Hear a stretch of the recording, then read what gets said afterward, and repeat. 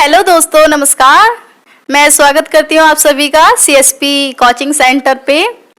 आज मुझे बहुत अच्छी खुशी की बात है कि मुझे इस चैनल पर भी आज मौका मिला है हिंदी को पढ़ाने का। अपने जितना भी मेरे से नॉलेज है मुझे आप लोगों के साथ शेयर करने का मौका मिला है। मैं बहुत दिल से धन्यवाद देती हूँ विवेक सर का, जिन्होंने मुझे अपने यहाँ पर कोचिंग सेंटर पर आप मेरी हिंदी की नॉलेज बांटने के लिए मौका दिया है।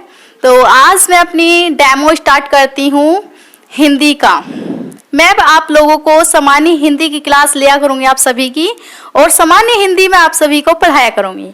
इसलिए मैं डेमो में ज़्यादा चैप्टर वाइज कुछ ऐसा नहीं लूँगी, लेकिन हाँ ये है कि मैं बेसिक से लेकर चलूँगी। जो आज मैं लेकर चलूँगी वो मैं बेसिक लेकर चलूँगी सामान्य हिंदी का। तो मैं स्टार्ट करती हूँ व्याकरण।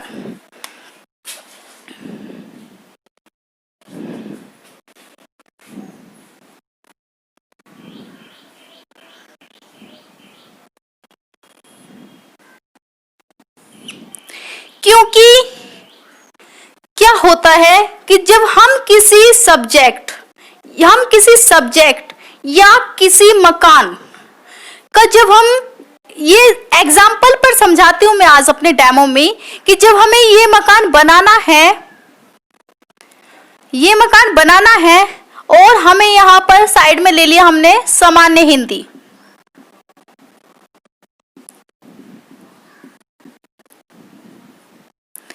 मैंने ले ली सामान्य हिंदी जो हमें नौकरी दिलवाएगी, जो हमें गवर्नमेंट जॉब दिलवाएगी,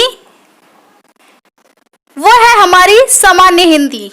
क्योंकि जो सामान्य हिंदी है वो सभी एग्जाम में आती है, सामान्य हिंदी।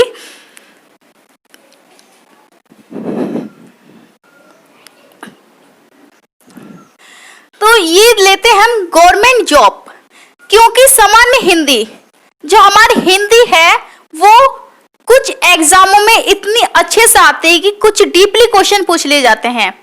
जब तक हमें इस हिंदी की बेसिक, अब मैं आपको समझ में नहीं आ पाएगा कि बेसिक क्या बोल रही हूँ, तो मैं ऐसा करती हूँ, एक एग्जाम्पल ले लेती हूँ। ये एग्जाम्पल लिया है मैंने मकान का,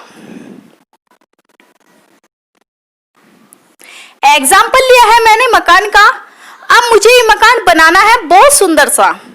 तो अब हम क्या करेंगे, मकान बनाने के लिए हमें पहले इसकी नींव को अच्छे से खुदाई करके देखना पड़ेगा कि कैसे नींव रखें, किस तरह से इसे तैयार करें। फिर हमें ईंटी विटी चाहिए, रेत चाहिए। मतलब जो इसका हमें, मेरा कहने का मतलब है कि जब हम मकान को बनाते हैं तो नींव से लेकर चलते हैं मकान को मजबूती। क्योंकि जब हमारी नींव मजबूत होगी जब ही हमारा मकान भी मजबूत होगा। और जब तक हमारी नींव मजबूत नहीं है तो हमारा मकान भी गिरने का डर रहता है। तो इसी तरह हमें क्या करना है कि जो ये एग्जाम्पल मैंने लिया है मकान का, इसी तरह इसी बेस पर हमें सामान्य हिंदी का क्या करना है, उसकी बेसिक सीखनी है पहले। क्योंकि जब तक हमें हिंदी की नॉलेज नहीं होगी, हिंदी की नींव नहीं पता होगी, जब तक हम सामान्य हिंदी को जान ही नहीं सकते हैं और हम अच्छे से उसे कवर नहीं कर सकते हैं। तो मैं यही चाहूंगी कि जो मैं आज हिंदी इस चैनल पर पढ़ाने वाली हूँ, मैं बेसिक से स्टार्ट करूँ। जो मेरा डेमो होगा वो बेसिक डेमो होगा मेरा, लेकिन चैप्टर वाइज मैं कल से स्टार्ट कर दूंगी आपकी क्लास। मैं कंटिन्यू क्लास लूंगी, मैं रोकूंगी नहीं। तो मैं इसकी आज बेसिक बता रही हूँ जिससे आपको नींव रखने में कोई प्रॉब्लम ना हो। तो चलते हैं हम व्याकरण की ओर।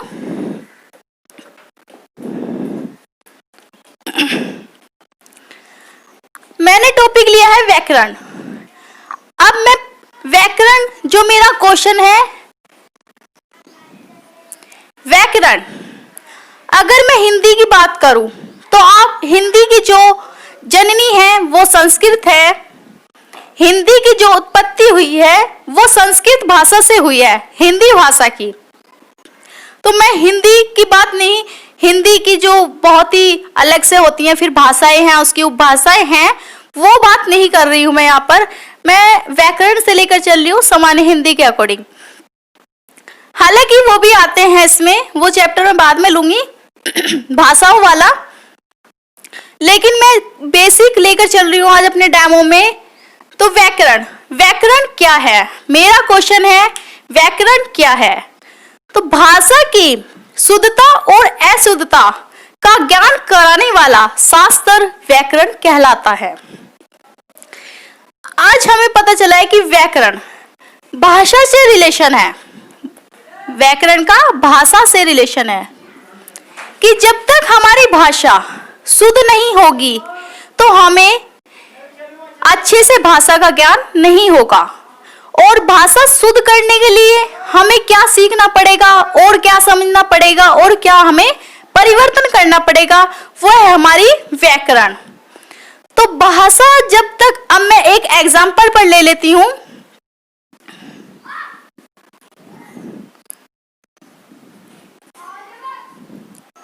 राम स्कूल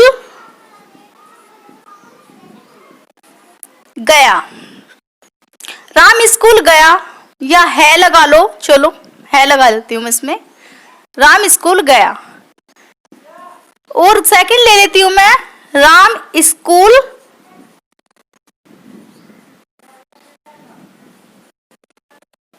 गई है।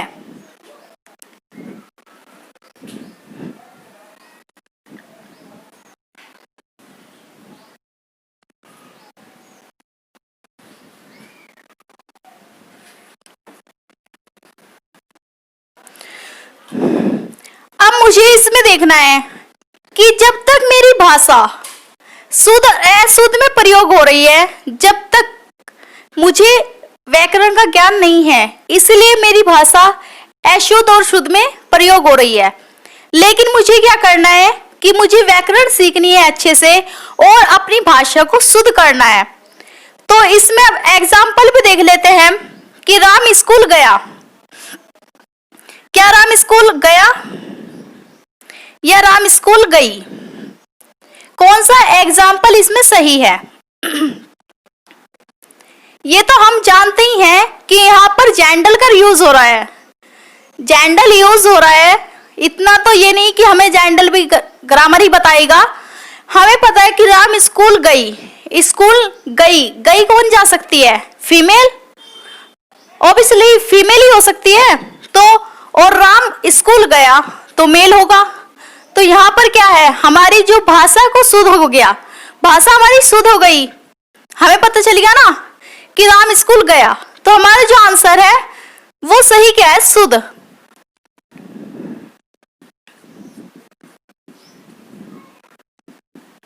इसमें शुद्धता है और इसमें अशुद्धता है,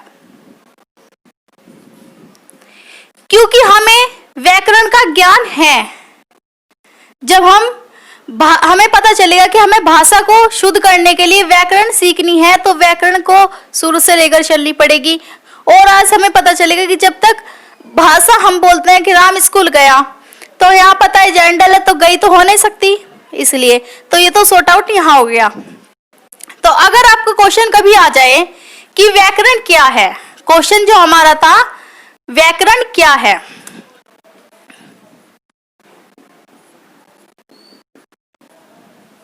ये हमारा क्वेश्चन था कि व्याकरण क्या है, जो इसका आंसर है हमारा भाषा की शुद्धता और अशुद्धता का ज्ञान कराने वाला शास्त्र व्याकरण कहलाता है। ये हमारे इस क्वेश्चन का आंसर है। हो सकता है तो आप इसके नोट्स बना लें, क्योंकि कभी भी क्वेश्चन में ये आ जाए क्वेश्चन कि व्याकरण क्या है, तो ये जानना बहुत जरूरी है हमें कि व्याकरण तो हम पढ़ लेते हैं, हम सारे टॉपिक्स पढ़ लेते हैं, लेकिन हमें ये नहीं पता व्याकरण है क्या। तो आज मैं बता रही हूँ, इसे नोटबुक पे अपनी नोट कर लेना। वैसे तो आप माइंड में फिक्स किया करो, मुझे नोटबुक पसंद नहीं है, वो मैं इसलिए बताती हूँ कि जिससे आप कभी भूल जाएं तो उठाकर उसे यूज कर सके।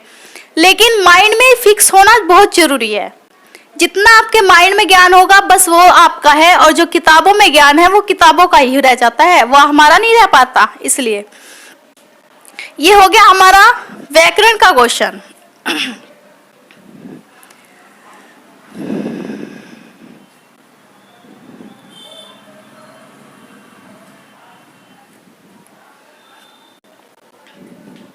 सेकंड क्वेश्चन लेती हूं मैं। अब मैं ले लेती हूं यहां पे सेकंड क्वेश्चन।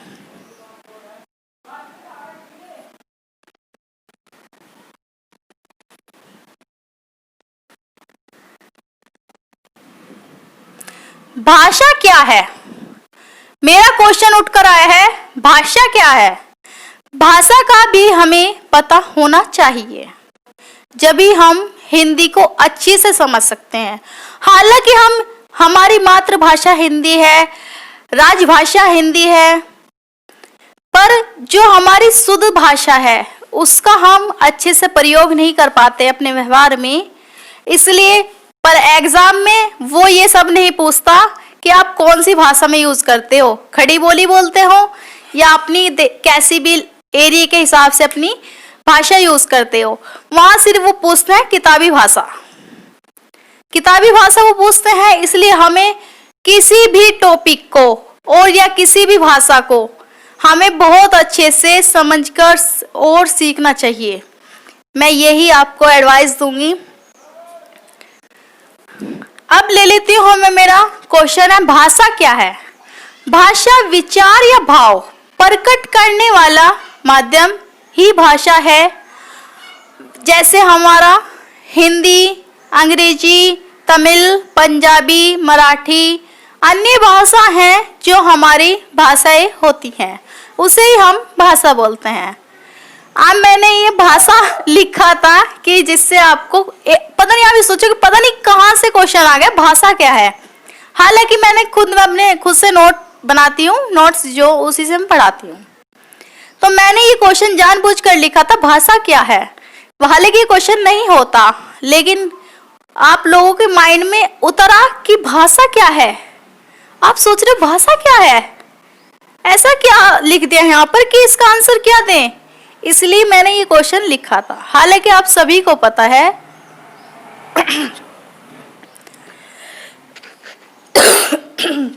सॉरी। आप देखते हैं भाषा के भेद।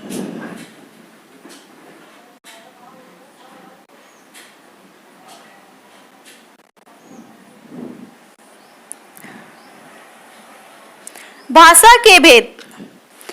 भाषा को प्रयोग के आधार पर, भाषा को प्रयोग के आधार पर 3 भागों में बांटा जा सकता है। पहला है, 3 भागों में बांटा जा सकता है। तो पहला जो हमारा है, और सेकंड और थर्ड, ठीक है। जो पहला हमारा भेद है वह लिखित भाषा, जिसमें हम लिखने और पढ़ने का कार्य करते हैं। जब हम लिखते हैं, अगर मैं अपना नाम लिखूं,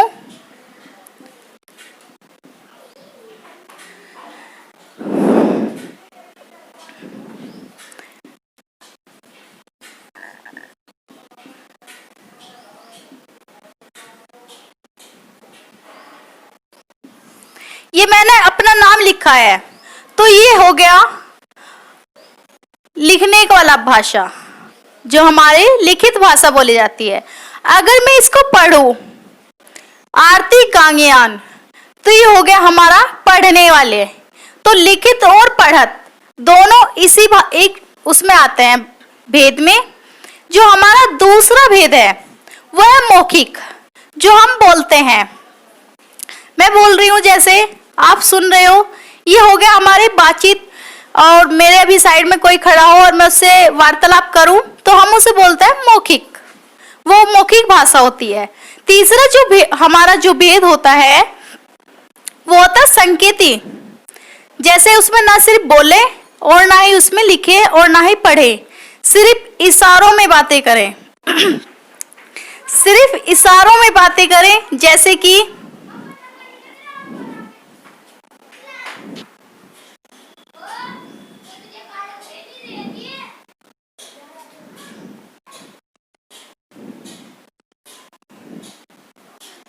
ये वाली, ये इशारों की भाषा होती है। जब मैं ये इशारे किसी सामने वाले बंदे को करूं और वो मेरी इस भाषा को, संकेती भाषा को तुरंत समझ जाए और वो भी मुझे रिप्लाई दे ऐसे ही,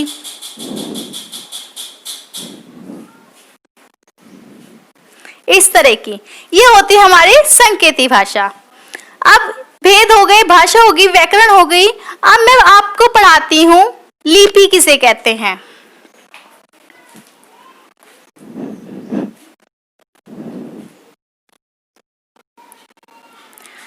हमारे हो गया व्याकरण, भाषा और उसके भेद। अब लेते हैं हम लिपि। लिपि जो क्वेश्चन है,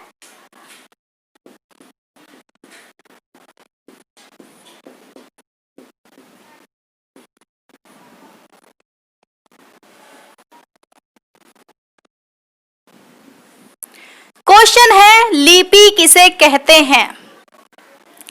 तो लिपि हमने भाषा की, लिपि उसके भाषा के भेद के। अब करते हैं हम लिपि किसे कहते हैं। क्वेश्चन है लिपि किसे कहते हैं।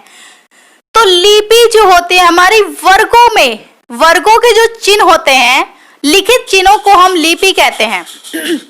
इसकी जो डेफिनेशन है, क्वेश्चन है हमारा, ये आंसर है, लिपि वर्गों के लिखित चिन्हों को लिपि कहते हैं। जैसे फॉर एग्जाम्पल मैं ले लूं,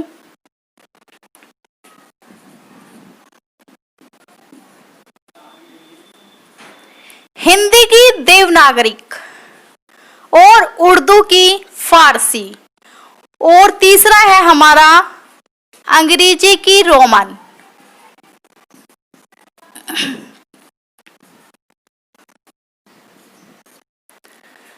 उर्दू और हमारी अंग्रेजी और रोमन, अंग्रेजी की रोमन है, उर्दू की फारसी है और हिंदी की देवनागरिक है। ये हमारी लिपि होती है। ठीक, अब चलते हैं, हम क्वेश्चन ले लेते हैं। जब हम व्याकरण पर आए,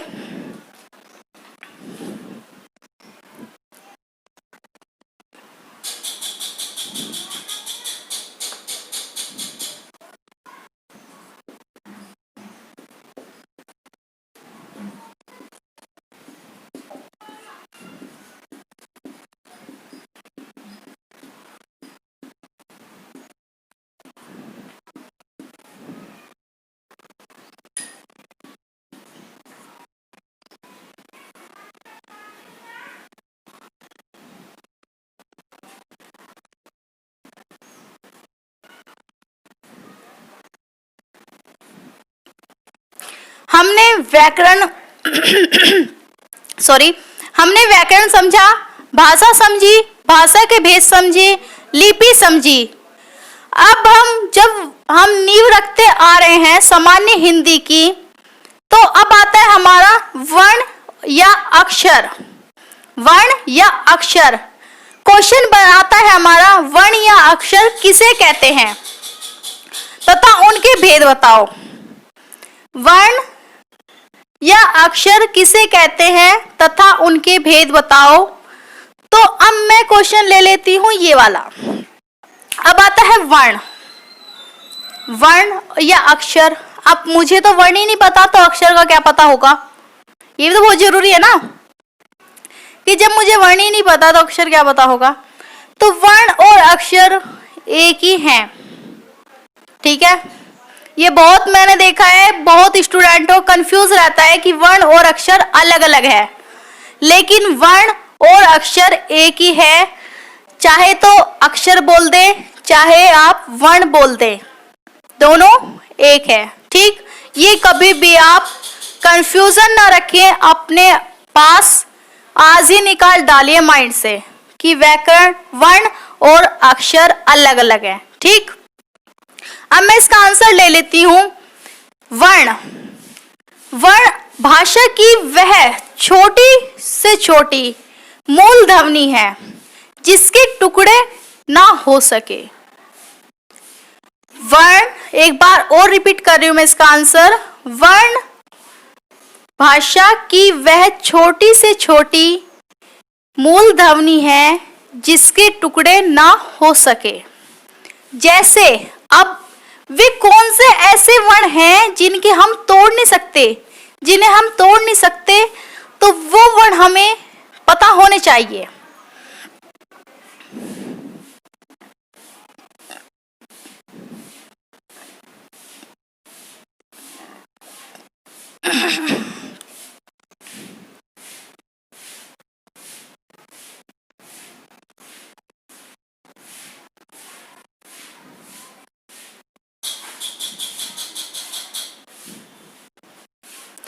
अभी मैं बता रही थी आपको कि कौन से ऐसे वर्ण हैं जिन्हें हम तोड़ नहीं सकते। हम भाषा भी बोल चुके, व्याकरण को भी समझ चुके और लिपि को भी जान चुके और उसके भेद भी समझ चुके।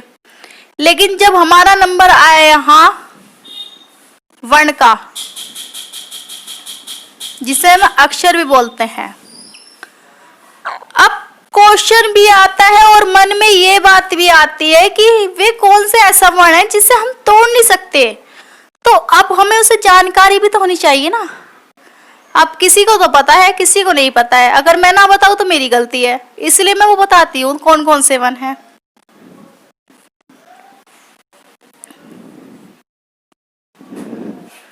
तो ये हमारे वो वर्ण हैं जिनको हम तोड़ नहीं सकते। ये वास्तविक रूप में पूरे हैं। जो हमारा वास्तविक रूप में है पूरा, वो तो ये है जिसे हम नहीं तोड़ सकते।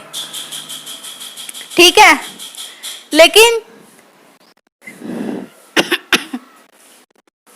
जब अच्छे से हम अपनी व्याकरण की क्लास को स्टार्ट करेंगे, जब हम बताएंगे तीनों को कैसे कैसे बनाया, इन दोनों को कैसे कैसे बनाया गया है, ई और ए को, लेकिन जो वास्तविक रूप में है, जिसे किसी के सहयोग से नहीं बना है, वो हमारा सिर्फ ये है, ए जो हमारा एक स्वयं वास्तविक रूप में है, जिसे हम तोड़ नहीं सकते और किसी दूसरे का सपोर्ट नहीं दे सकते।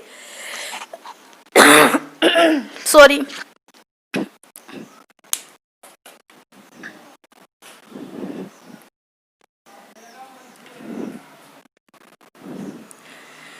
अब क्वेश्चन मैं ले लेती हूं शब्द।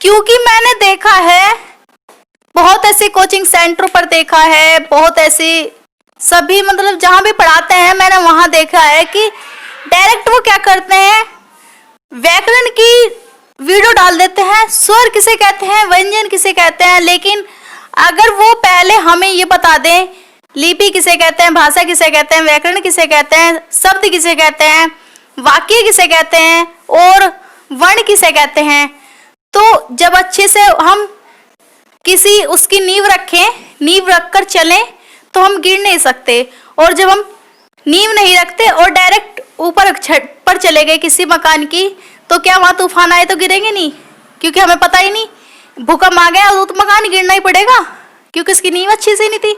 इसलिए तो हमें, जब हम हिंदी सामान्य हिंदी पढ़ रहे हैं और हम पढ़ा रहे हैं, तो हमारी जिम्मेदारी है कि आपको नींव से लेकर चले, उसकी बेसिक से लेकर चले।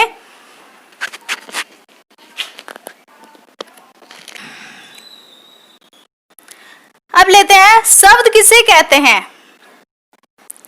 जो शब्द की परिभाषा है, वर्णों का सार्थक समूह ही शब्द कहलाता है। अब जब हमने अभी बात की थी यहाँ वर्ण की, तो वर्ण कौन होगा भाई, वर्ण तो ये था, क्योंकि जब एक होगा, अब मैं ये लिखूं, ये क्या है, ये ओनली वर्ण है।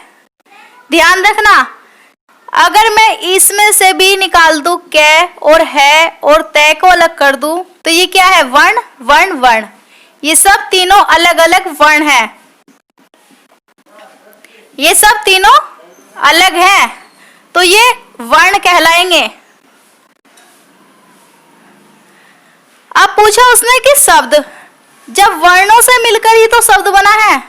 अब यहाँ देखें कि उसने कहा शब्द किसे कहते हैं, तो इसका आंसर भी हमें यहीं से मिलेगा, हमें कहीं नहीं ढूंढना पड़ेगा, क्योंकि हमने वर्ण बनाए। तो वर्ण मिलकर क्या बना, शब्द, और शब्द शब्द मिलकर क्या बना, वाक्य। तो कैसे, इसका आंसर क्या है कि इसकी जो परिभाषा है उसका आंसर है कि वर्णों का सार्थक समूह। अब मैं फॉर एग्जाम्पल में ले लूं, मैं रफ कर लेती हूं पहले। यहां पर मैंने ले लिया यहां पर सीता, ये ले लिया मैंने सीता। अब ये वर्ण मिलकर क्या बना, शब्द बना, सीता। अब डायरेक्ट थोड़ा क्या दोगे, से, ते, ऐसे तो नहीं बोलते ना, वो तो अलग अलग हो गए, वो शब्द थोड़ा ही बनेगा, वो तो वर्ण हो गए। तो हमें क्या करना है कि जब हमें किसी वर्ण को बनाना है, तो किसी शब्द को बनाना है, तो वर्ण मिलाकर हमारा शब्द तैयार होगा, और इसका आंसर ये हो गया। अब लेते हैं वाक्य।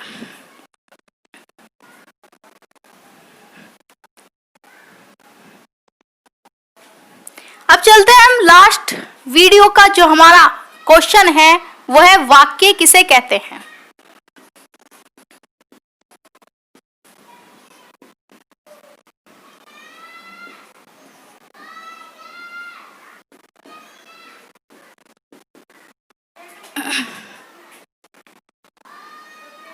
हमारा जो आंसर क्वेश्चन है, वाक्य किसे कहते हैं, हमने शब्द मिलाकर वाक्य बना रहे हैं।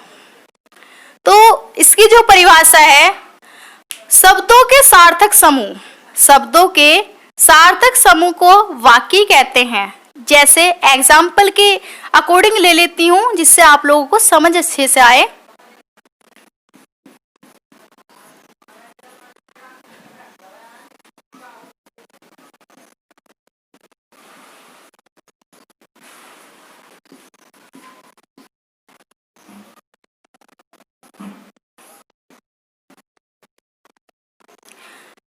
भारत हमारी मातृभूमि है। मैंने ये एग्जाम्पल लिया है, भारत हमारी मातृभूमि है। तो आप ये देखिए, इसमें भारत, भारत क्या है, हमारा शब्द है, हमारी क्या है, शब्द है, मातृ क्या है, हमारी शब्द है, और भूमि क्या है, हमारी शब्द। तो इन चार शब्दों से मिलकर, इन चार शब्दों से मिलकर ये वाक्य तैयार हो रहा है। इन चार शब्दों से मिलकर, इन चार शब्दों से मिलकर ये वाक्य पूरा तैयार हुआ है। भारत हमारी मातृभूमि है, भारत हमारी मातृभूमि है। तो आप समझ चुके होंगे कि वाक्य कैसे बनता है, कि वर्ण मिलाकर, मैं एक बार वैसे बता देती हूं।